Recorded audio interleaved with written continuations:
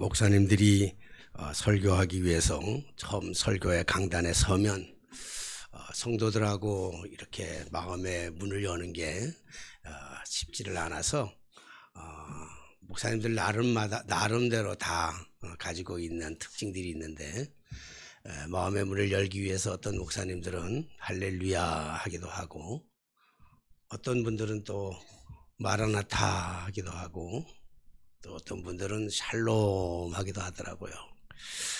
저도 한번 흉내를 내보려고 아무리 마음을 다짐해도 할렐루야 하는 것도 좀 어색하고, 마라나타는 죽어도 못할 것 같고, 샬롬도 낯간지럽더라고요. 샬롬도.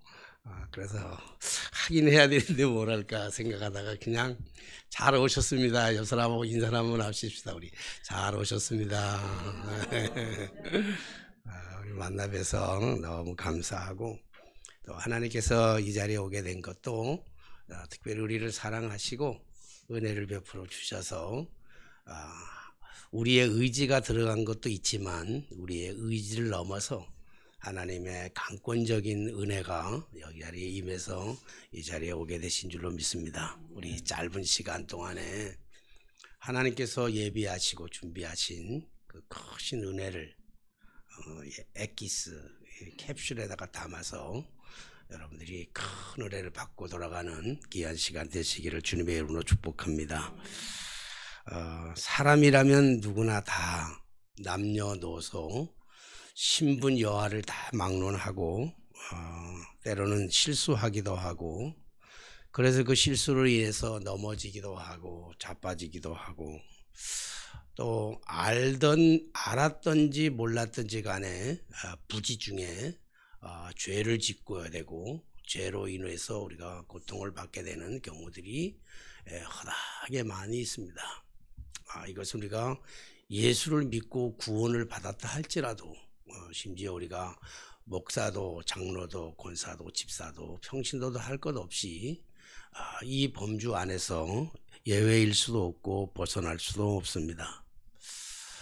그렇지만 수십 번 넘어지고 수백 번 넘어지고 수천 번 넘어진다 할지라도 그래도 우리가 다시 일어날 수 있는 용기와 믿음이 있다면 일어날 수 있을 것이고, 우리가 수백 번 수천 번 부지 중에 죄를 지었다 할지라도 우리가 주님 앞에 자복하고 회개하면 모든 죄들이 다 용서받을 수 있을 뿐만 아니라, 오히려 그런 실수와 혹은 그런 잘못들로 인해서 오히려 더 큰 복을 받고 더 큰 은혜를 경험할 때도 있는 줄로 믿습니다. 그래서 실수가 오히려 전화위복이 되어서 축복의 믿음의 축복의 밑거름이 될 때도 우리를 왕왕 볼 수 있죠.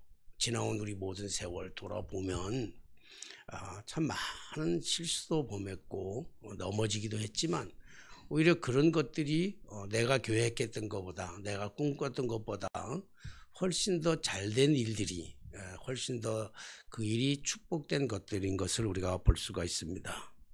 그러나 또 한편으로는 수십 번, 수백 번, 수천 번 잘하다가도 한 번 잘못한 것으로 인해서 영원히 버림을 받고 심판을 받게 되는 경우도 있다라고 하는 말씀을 드리고 싶습니다.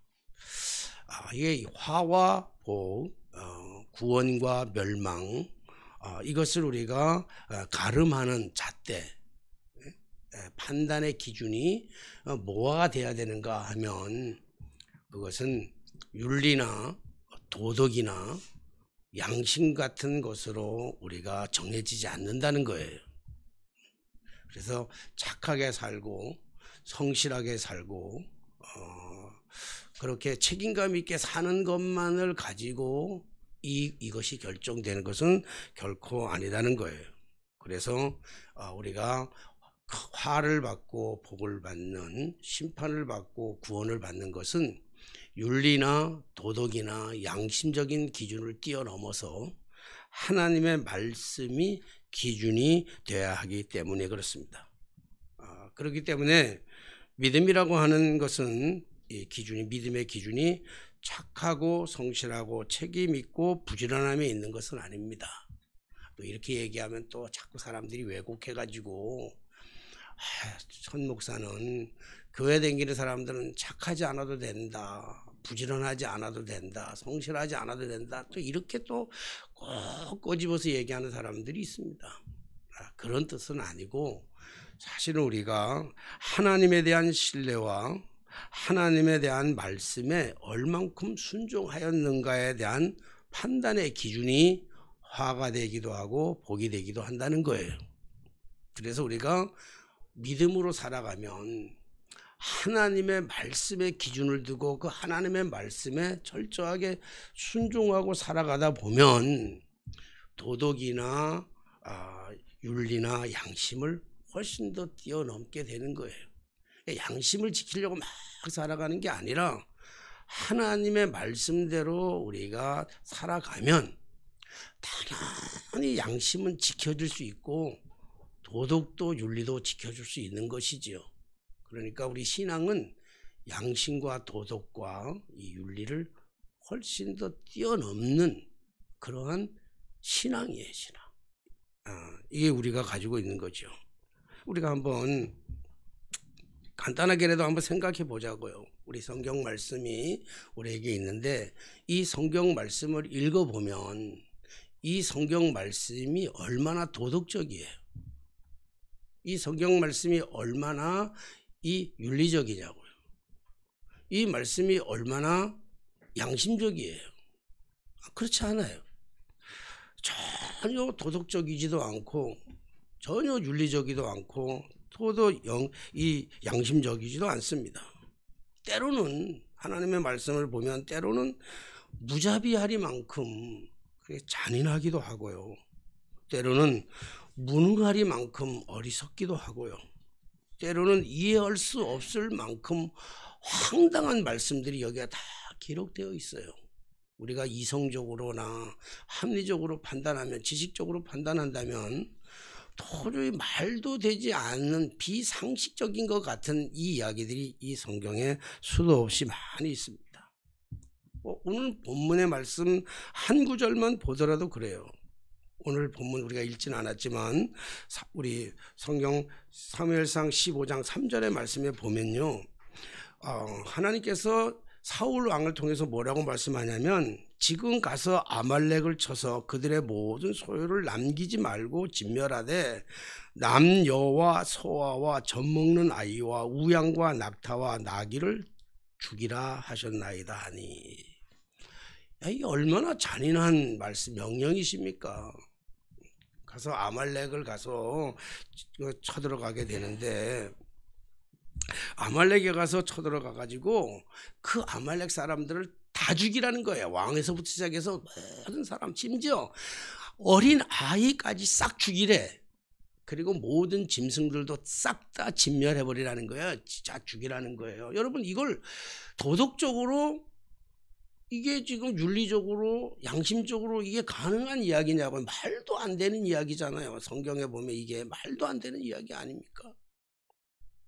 뿐만 아니라 이렇게 잔인한 이야기 여기를 넘어서요, 우리가 잘 알고 있듯이 오병 이어의 사건 있잖아요. 보리떡 5개와 물고기 2마리를 가지고 5,000명이나도 먹고 남은 부스러기를 12강주리를 거두었대요.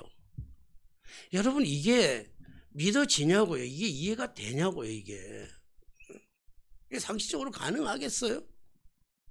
이 시대에 우리가 이 시대의 문화적인 배경을 가지고 이게 정말 이거 믿을 수 있겠느냐고요. 성경은 이렇게 황당한 이야기가 있어요.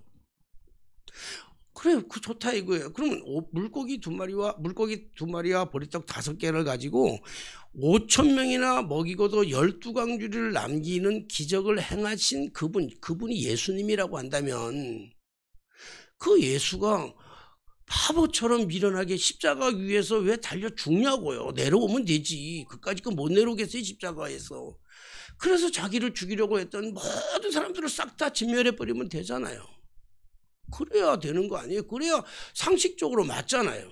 그런 능력, 보리떡 5개와 물고기 2마리 가지고 5천 명이나 되는 사람들을 먹이고도 12광주를 남길 수 있는 기적을 행하신 분이라고 한다면 충분히 안 죽어도 되잖아요. 그런데 그렇게 바보처럼 미련하게 어리석게 그렇게 참 십자가에 달려 돌아가셨어요. 이게 말이 되냐고요. 그럼에도 불구하고 구원을 위한 잣대는요, 우리가 구원을 위한 잣대, 행복을 추구하는 삶의 기준이 세상적인 기준이 아니고 윤리나 도덕의 양심의 기준이 아니고 하나님의 말씀이어야 한다고 하는 것이 그의 단순한 저의 소견이 아니라 그것은 저 소견을 뛰어넘는 하나님의 분명한 뜻인 줄로 믿습니다. 그런데 놀라운 것은요, 참 똑같은 하나님의 말씀인데도 어떤 사람에게는 수면제보다도 더 강력하게 졸음이 오는 수면제일 수 있고요. 그렇죠? 어떤 사람들에게는 시편 119편 103절의 말씀에 보니까 이 하나님의 말씀이 얼마나 맛있는지, 달콤한 것을 비유를 이스라엘 백성들은 어디다가 두냐면 꿀에다 두었거든요. 그러니까 하나님의 말씀이 얼마나 맛있고 달콤한지 꿀보다 더 달달하고 얘기해요. 똑같은 하나님의 말씀을 읽으면서도 어떤 사람에게는 수면제가 될 수도 있고 어떤 사람에게는 꿀보다 더 달콤한 과자같이 느껴지는 말씀이 될 수 있다는 거예요. 뿐만 아니라 히브리서 4장 12절에 13절 말씀에 보면 우리가 잘 알듯이 하나님의 말씀은 살아있고 운동력이 있어, 활력이 있어. 옛날 말씀은 운동력인데 지금은 활력이라고 번역했죠. 하나님의 말씀은 살아있고 활력이 있어 좌우의 어떤 날선 검보다 예리하여 혼과 영과 및 관절과 골수를 찔러 쪼개기까지 하며 또 마음의 생각과 뜻을 판단하나니 지은 것이 하나도 그 앞에 나타나지 않음이 없고 우리의 결실을 받으시리의 눈앞에서 만물이 벌거벗은 것처럼 드러나리라. 그렇게 말씀하셨어요.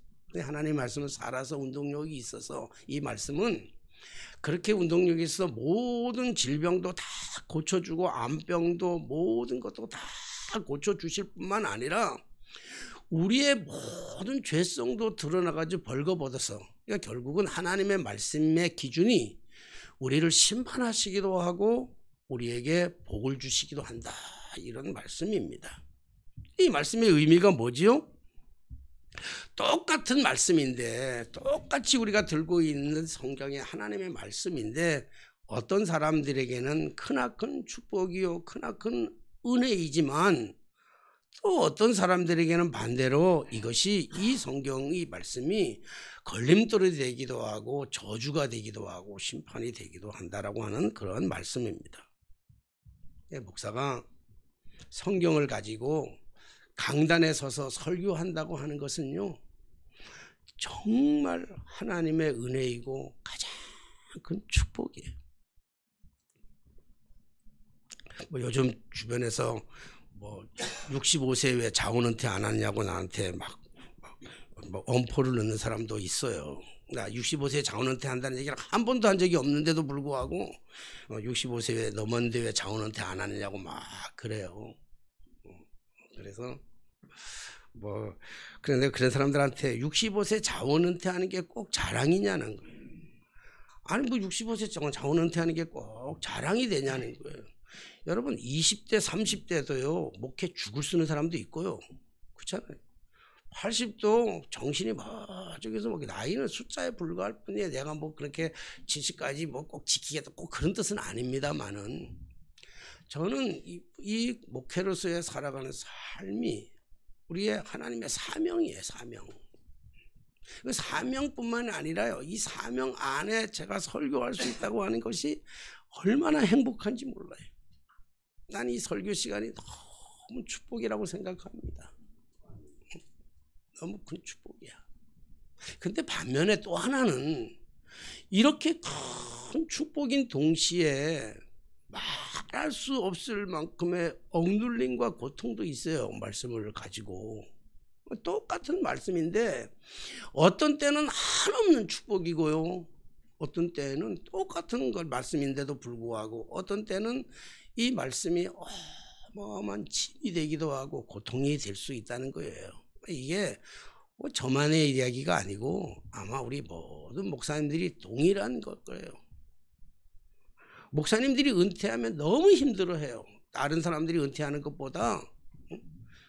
다른 뭐 선생님들도 그럴 거야. 아마 대체 선생님들도 그렇고 목사들도. 근데 목사들이 심각하게 힘들어하는 건 뭐냐면 목사들이 은퇴를 하고 나서 예우가 없어서가 아니에요. 가난해서가 아니에요. 먹을 것이 없어서가 아니에요. 평생을 먹을 것 없이 살아왔는데 뭐 그까짓 게 뭐가 고민되겠어, 힘들겠어? 아니에요. 가장 힘든 거는 강단이 없다는 거예요. 서서 설교할 수 있는 기회가 없다는 거예요. 그래서 요즘 되면 목사님들이 전화를 많이 해요. 원로 목사님들이. 전화하는 이후에 95%가 그냥 안부 묻는 게 아니고 말은 못해요. 자존심 때문에. 나 한번 불러줘, 이럴 뜻이에요. 나 한번 설교 한번 했으면 참 좋겠어. 지난번에도 우리 모셔서 설교했잖아요. 근데 감사하게도, 너무 감사하게도 참 좋은 메시지를 전해주셔서 우리의 경각심을 다시 일으켜주시는 그런 메시지라서 너무 감사하기도 했는데요. 어쨌든 뭐 그분의 설교가 좋든 나쁘든 간에, 당신이 설교를 잘하든 못하든지 간에 강단이 없다고 하는 것은, 은퇴하고 내가 쓸 강단이 없다라고 하는 것은요, 너무 힘든 고통이야. 아마 저도 마찬가지. 아마 저는 더 그렇겠죠. 뭐 딴 사람보다 훨씬 더 그렇겠지. 우리 집사람 보고 가끔씩 우리 목회 그만할까? 그러면 우리 사람이 간둘 수 있겠어? 뻥까지 마 그래요. 그렇게 당신이 설교를 좋아하면서 설교 할 수 있어? 먹고 사는 문제를 떠나서 당신 정말 강단에 안 서도 살 수 있겠어? 우리가 보장된 70까지는 그래도 할 수 있는데 뭐 이렇게 자꾸 뻥 까고 나한테 엎어놓고 나가 겁주는 거야, 이렇게 얘기할 때도 있어요. 그 말에 저는 한 70%는 동의한다고 생각해요. 저도 그 말도 내가 동의해. 맞아. 어쨌든 이렇게 똑같은 하나님의 말씀인데도 축복이고 은혜일 수 있는가 하면 짐이고 부담이고 고통일 수도 있다는 거예요. 사랑하는 성도 여러분, 마찬가지로 성경이 우리말로 번역되어 우리 손에 들어왔다라고 하는 사실만 가지고도 우리는 크나큰 축복이고 크나큰 은혜를 받은 줄로 믿습니다. 똑같이 성경을 가지고 있는데 어떤 이들에게는 이 말씀 자체가 분에 넘치도록 크나큰 은혜와 축복일 수도 있는가 하면요, 반면에 어떤 사람은 이 말씀이 똑같은 말씀인데도 어떤 사람은 올무가 되기도 하고 저주를 받을 수 있다고 하는 그 사실에 대해서 우리가 경각심을 느껴야 된다고 하는 거예요. 그러므로 여기에 모인 우리 여러 성도님들 모두가 다, 또 동영상으로 예배드리는 모든 성도님들이 한 사람도 예외가 없이 모두가 다 하나님 앞에서, 하나님의 말씀 앞에서 분에 넘칠 만한, 상상도 못할 만큼의 엄청난 축복들을 다 받아가게 되시기를 주의 이름으로 부탁을 드립니다. 어차피 믿는데 말이죠. 그래서 이집트에서 430년 동안이나 개만도 돼지만도 짐승만도 못하게 그렇게 종살이하며 살아가던 이스라엘 백성들을 구원해 내신 이가 여호와 하나님이신 줄로 믿습니다. 그리고 광야에 40년 동안이나 그늘막이 되어주시고 낮에는 구름 기둥으로 밤에는 불 기둥으로, 그리고 그들에게 만나와 메추라기를 먹이시면서 때로는 반석에서 물을 내시면서도 40년 동안이나 변함없이 이스라엘 백성들을 광야에서 지켜주신 이가 여호와 하나님이신 줄로 믿습니다. 그리고 요단강을 건너가게 하시고 여리고성을 점령케 하신 것도 하나님의 섭리였고 하나님의 은혜였고, 그리고 저들이 적과 꿀이 흐르는 가나안 땅을 정복하게 하신 이도 전능하신 하나님, 능력 있는 하나님의 손길인 줄로 믿습니다. 그 하나님께서 이스라엘 백성들에게 함께 하시기를 원했습니다. 이스라엘 백성들과 함께 하시기를 원하며 당신이 이스라엘 백성들을 치리하고 그리고 통치하기를 간절히 원하셨어요. 하나님은. 그래서 하나님은 이스라엘의 왕이 되시기를 원하셨어요.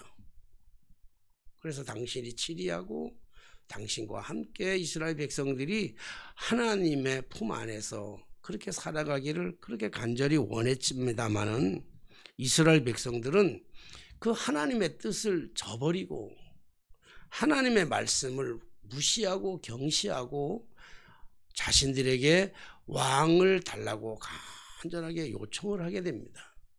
그래서 하나님의 뜻을 결국은 백성들의 그 간절함을 하나님이 이기지 못해서 그래서 이스라엘 백성들에게 왕을 허락하셨는데 그 왕이 누구냐면 초대 왕 사울 왕이죠. 사울 왕.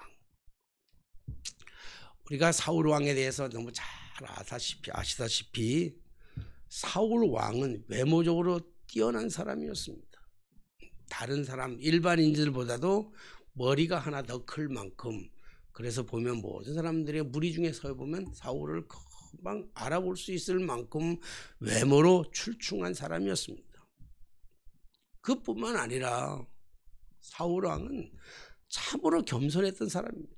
나는 베냐민 지파에서도 가장 작은 지파 12지파 중에서도 가장 작은 베냐민 지파이고 그 베냐민 가장 작은 지파 중에서도 가장 작은 그 지파 사람 나 사울인데 어떻게 왕이 될 수 있습니까? 라고 할 만큼 정말로 겸손했던 사람입니다. 윤리적으로 도덕적으로 양심적으로 참으로 착한 사람이 바로 사울이었어요. 그랬던 그 사람이 성공의 뒤편에서 쓰디쓴 실패의 경험을 하게 돼요. 돌이킬 수 없는 큰 실패를 하게 되는데 그 이유가 뭐냐면 바로 다른 게 아니라 용기가 없었던 것이 아니고 하나님의 말씀을 경시하고 하나님의 말씀을 무시했기 때문에 그렇습니다. 오늘 우리 아직 읽지는 않았지만 사무엘상 15장 7절에서 9절 말씀까지 우리 한 절씩 교도해 볼까요? 15장 7절로 9절. 사울이 하윌라에서부터 애굽 왕 술에 이르기까지 아말렉 사람을 치고 아말렉 사람의 왕 아각을 사로잡고 칼날로 그의 모든 백성을 진멸하였을 때 같이 합니다. 사울과 백성이 아각과 그의 양과 소의 가장 좋은 것 또는 기름진 것과 어린 양과 모든 좋은 것을 남기고 진멸하기를 즐겨하지 아니하고 가치 없고 하찮은 것을 즐겨하니라. 자, 하나님의 명령을 다 순종하지 아니하고 지금 사울 왕이 아말렉을 쳐가지고 대승을 거두는 거예요. 대승을. 그리고 좋은 하찮은 것들은 다 죽여버리고 좋은 것들은 남겨뒀다 이 얘기예요. 그랬더니 11절 말씀 여러분 11절 말씀 한번 여러분 같이 한번 봉독해 주시겠습니까? 시작. 내가 사울을 왕과 게노스를 위하노니 그가 돌이켜서 나를 따르지 아니하며 내 명령을 행하지 아니하였습니다. 네. 네. 하나님이 사울 왕을 왕으로 선택한 것을 후회한대요. 그래서 버리시겠다는 거야. 하나님의 말씀 속에서 하나님의 은혜 속에서 똑같이 살아가는데도 불구하고 어떤 사람은 구원받을 수 있고 어떤 사람은 버림받을 수 있다라고 하는 이 심각한 이야기, 어떻게 보면 좀 무서운 이야기도 같기도 합니다. 그럼 이유가 뭐냐고요. 왜 하나님이 사울 왕을 세운 것을 후회하시며 버리기로 작정하셨느냐고요. 그 이유를 우리가 찾아보면 이 싸움의 동기가 여느 때하고는 좀 달라요. 지금 이 싸우게 된 배경이 뭐냐면 이스라엘 백성들이 저 귀찮은 아말렉 사람들을 바라보면서 우리가 저들을 쳐 죽여야 되겠다. 그래서 저들이 생각하고 모의해서 계획해가지고 그리고 싸움을 벌이는 것도 아니고요. 그렇게 싸움이 시작된 것도 아니에요. 반면에 아말렉 군대들이 쳐들어와가지고 그래서 어쩔 수 없이 이스라엘 백성들이 나가서 싸운 게 아니에요. 성경에 보면 아말렉 군대가 가장 막강한 군대예요. 그런데 오늘 이 본문에 보면 이스라엘 백성들이 스스로 계획한 것도 아니고 아말렉 군대가 쳐들어온 것도 아니고 하나님께서 계획하시고 하나님께서 사울 왕을 향해서 가가지고 저들을 다 죽이라고 말씀하고 있어요. 얼마나 이게 잔인해요. 윤리적으로 보면 도저히 하나님이 정말 어떻게 하나님이 이럴 수 있을까라고 생각할 수 있을 거예요. 그럼에도 불구하고 사울 왕은 이스라엘 백성들 보병 21만 명과 그리고 유다 백성들 20만 명과 유대 백성들 10,000명을 뽑아가지고 21만 명을 데리고 아말렉하고 전쟁을 일으켜가지고 쳐들어가가지고 아말렉과 싸움을 하는데 그 싸움에서 대승을 거둡니다. 할렐루야. 당연한 거예요. 당연한 거. 왜냐하면 이길 수밖에 없는 이 전쟁은 백전백승할 수밖에 없는 그 이유는 하나님의 전쟁이었기 때문에 그래요. 하나님이 하잖아요. 전쟁은 어디에 속했다고요? 여호와께 속한 것이니 하나님이 허락하지 아니하시면 김정은이가 아무리 핵폭탄을 만들어도 안 돼. 전쟁은 안 일어나. 그러나 이 백성이 폐역된 길을 걸어가고 하나님의 뜻을 거부한다면 지금이라도 핵폭탄 쏠 수 있어요. 지금이라도.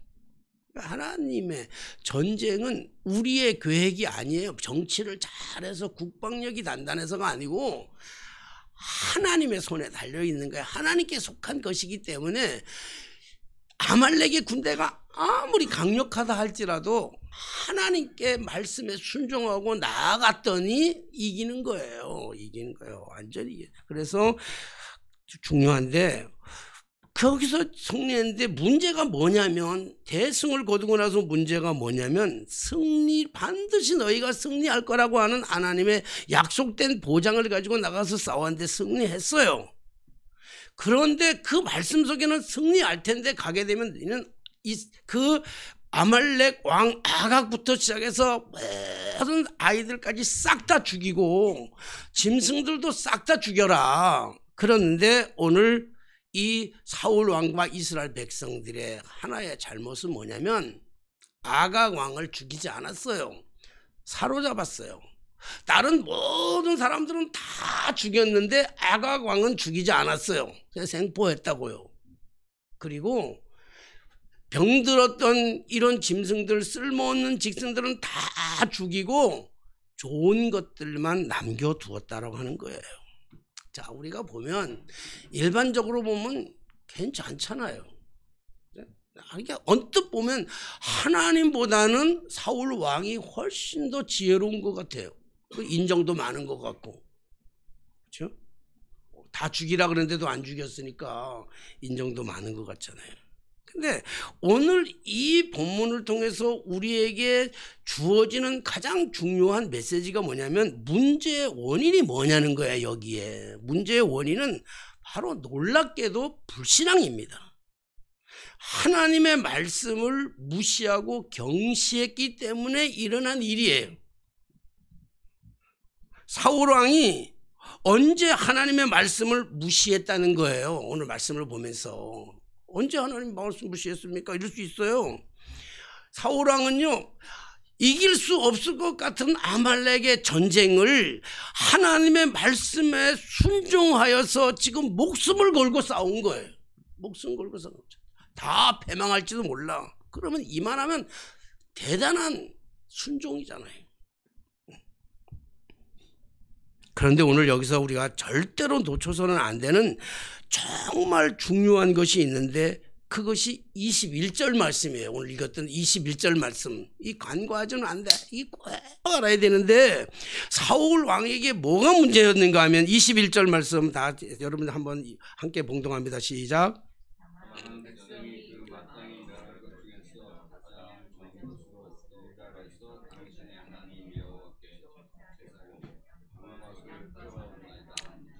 예, 기가 막힌 변명이에요. 그렇잖아요? 합리적이고요. 이성적인 기가 막힌 변명이에요. 근데 여기에 함정이 있습니다. 무슨 함정입니까? 다만이라는 거예요. 다만. 다만. 오늘 여기 보니까 다만. 지극히 작은 것 하나. 다 잘했는데 이 지극히 작은 것 하나 이게 뭐가 문제입니까? 이 얘기하는 거예요. 지금 사울 왕이. 사울 왕은요. 이 사건을 보면서 98% 하나님의 말씀에 순종했어요. 네, 다만 2% 불순종했다고요. 여러분 수십 번, 수백 번, 수천 번 잘하다가도 한 번 치명적인 실수로 하나님께로부터 버림받은 사건이 이걸 간과하지 못한다고 한다면 우리는 평생토록 예수 믿고 평생토록 교회에서 헌신하면서 평생토록 우리가 교회에서 봉사하면서도요 마지막에 가서는 버림을 받을 수 있다라고 하는 사실을 우리가 놓쳐서는 안 된다는 거예요.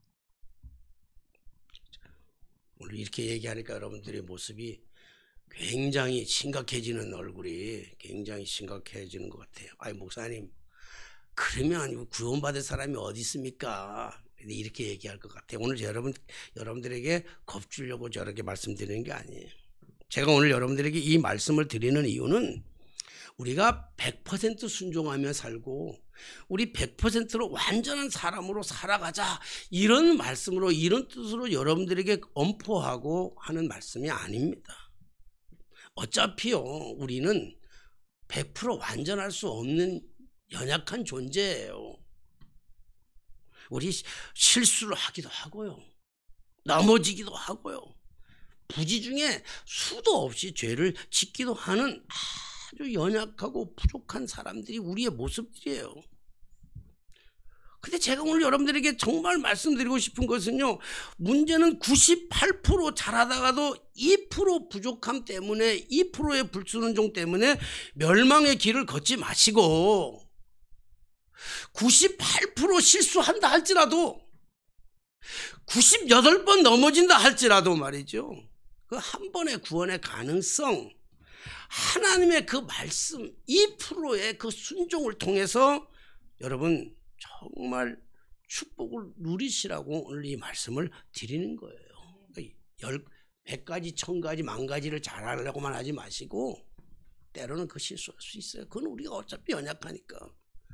근데 절대로 간과하지 말아야 될 그 2%는 놓치면 안 된다는 거예요.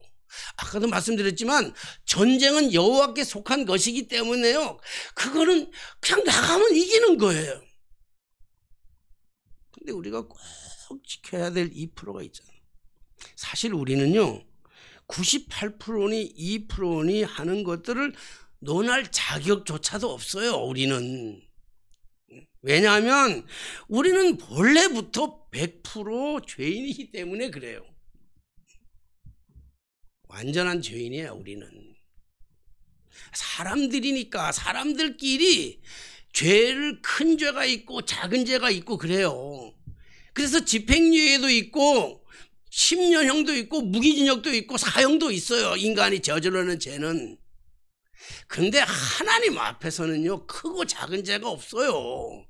하나님 앞에서는 그냥 다 죄인은 죄값은 사망이에요. 뭐 큰 게 어디 있고 작은 게 어디 있어요. 그 사람들이 이건 큰 죄고 이건 바늘도둑이고 소도둑이지 하나님의 입장에서는요 다 똑같아요. 다 똑같아요. 그래서 로마서 3장 10절 말씀에 보니까 기록된 바 의인은 없나니? 기록된 바 의인은 없나니? 뭐예요? 가만히 있어야지 몰라요. 그럼 어떻게 해? 그럼 모르니까 한번 따라 합시다. 기록된 바 의인은 없나니? 하나도 없고 한 사람도 없어요. 누가 의인이에요? 누가 의롭다고 얘기할 수 있어요? 저도 의롭다고 얘기하면 가증스럽다고 그래요, 하나님이. 혹 의롭다면 하나님께서 우리를 의롭다고 인정해 주시는 거예요. 뭐 때문에? 믿음 때문에. 의롭지 않아요. 죄인이라니까요. 완전한 죄인이에요. 의인은 없나니 하나도 없어요. 로마서 3장 23절의 말씀 보니까 모든 사람이 죄를 범하였음에 하나님의 영광이 이르지 못하더니. 그러니까 모든 사람이 죄졌대요. 성경 말씀 모르는 권사님도 죄인이고, 암송하고 있는 나도 죄인이고, 모든 사람들이 다 죄를 범하였어요. 너무 놀라운 건 로마서 4장 8절의 말씀 보니까 우리가 아직 죄인 되었을 때 그리스도께서 우리를 위하여 죽으심으로 하나님께서 우리에 대한 자기의 사랑을 확증하셨느니라. 우리가 의로워서, 우리가 대단해서, 우리가 뭘 잘해서 주님이 십자가 지신 게 아니고 우리가 죄인인 그 자체에서 우리 주님이 구원하니까 다 죄인이라는 거예요. 그래서 결론적으로 얘기한다면 로마서 6장 23절의 말씀 보니까 죄의 싹은 사망이요. 죄의 싹은 사망이요. 하나님의 은사는 그리스도 예수 안에 있는 영생이니라. 예외일 수가 없어. 누구도 예외일 수가 없어요. 누구나 다 마찬가지예요. 자, 그런데 오늘 말씀을 정리하면서 그렇다면 사울 왕이 왜 하나님 앞에 버림받았을까? 하나님이 왜 버림받아요? 결론적으로 딱 한다면 이 사무엘상 오늘 읽었던 본문 말씀 중에 24절 말씀이에요. 24절 말씀. 자, 오늘 24절 말씀 한번 같이 여러분들 함께 봉독합니다. 24절 시작. 사무엘에게 이르되 내가 범죄하였나이다. 내가 여호와의 명령과 당신의 말씀을 어긴 것은 내가 백성을 두려워하여 그들의 말을 충격하였습니다. 예, 여러분 오늘 가장 핵심적인 거예요. 다만 많은 것 중에서 100% 중에 98% 말고 다만 그 2%인데 2%의 다만이 뭐냐면 백성들이 두려워가지고 하나님의 말씀을 무시했다는 거예요. 하나님보다 백성이 더 두려운 거예요. 여러분, 기독교는 민주주의가 아니에요. 기독교는 민주주의가 아니고 신본주의인 거예요. 100사람이 다 옳다 그래도 하나님이 아니면 아닌 거예요. 100사람이 다 저 길로 가도 하나님이 아니면 안 가야 돼요. 백성들의 말이 두려웠던 거예요. 백성들의 말이. 다른 사람들의 말이 두려웠던 거라고요. 오늘 우리는 여기에 현혹될 때가 얼마나 많은지 몰라요.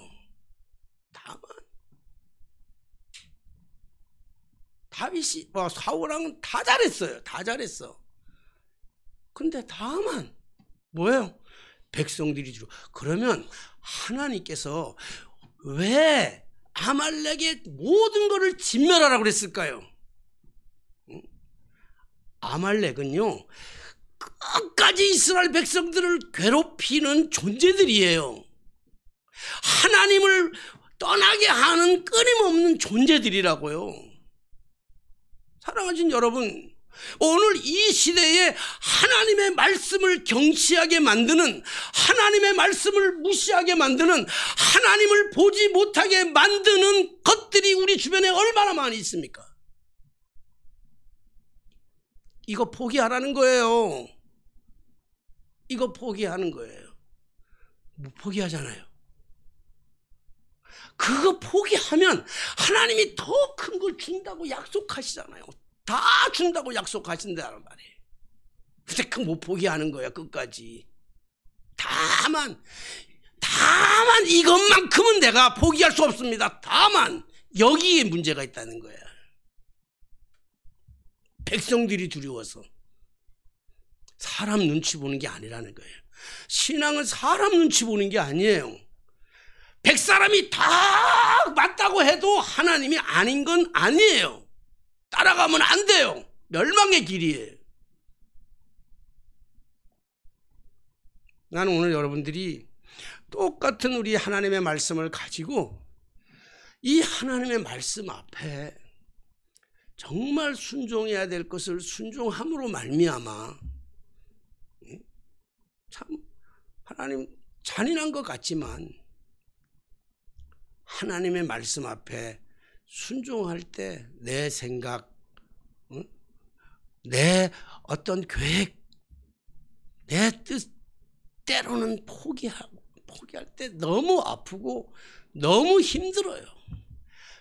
100사람이 다 저기 가는데 하나님의 뜻이 저기 아니고 여기라고 얘기할 때 그 길을 돌아서서 간다는 게 얼마나 힘들고 얼마나 무섭고 얼마나 두렵겠어요.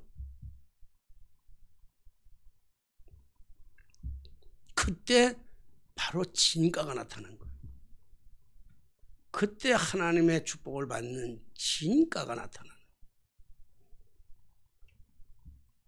오늘 다만이라고 하는 아주 달콤한 유혹에 속지 마시고 하나님의 말씀 앞에 2%의 순종을 통해서 100%의 축복을 받는 저 여러분들의 삶이 되게 되시기를 주님의 이름으로 축원합니다.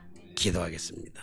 늘 우리와 동행하시며 우리와 끝까지 함께 하시며 그래서 우리에게 가장 좋은 것을 주기를 기뻐하시는 전능하신 하나님, 이 땅에 오셔서 이 나라를 다스리고 통치하여 주실 뿐만 아니라 우리의 심령 가운데 오셔서 우리의 마음을 다스리고 통치하여 주시되 하나님의 그 말씀, 작은 그 말씀 그 한마디, 때로는 너무 잔인하게 들리고 때로는 너무 무섭게 들리고 때로는 너무나 어리석하게 들리는 말씀이라 할지라도 그 말씀이 하나님의 말씀이라고 한다면 100사람이 다 아니더라 할지라도 우리는 그 길 가지 말게 하시고 하나님의 뜻을 따라가는, 그래서 사람들의 눈치, 사람들을 두려워하지 말게 하시고 하나님의 눈치, 하나님을 두려워할 수 있는 백성이 되어 하나님이 예비하신 감당할 수 없을 만큼 어마어마한 축복들을 우리가 누리며 그리고 다른 사람들에게 나누어주며 살아가는 저희 모두가 되게 하여 주옵소서. 예수님의 이름으로 기도하옵나이다.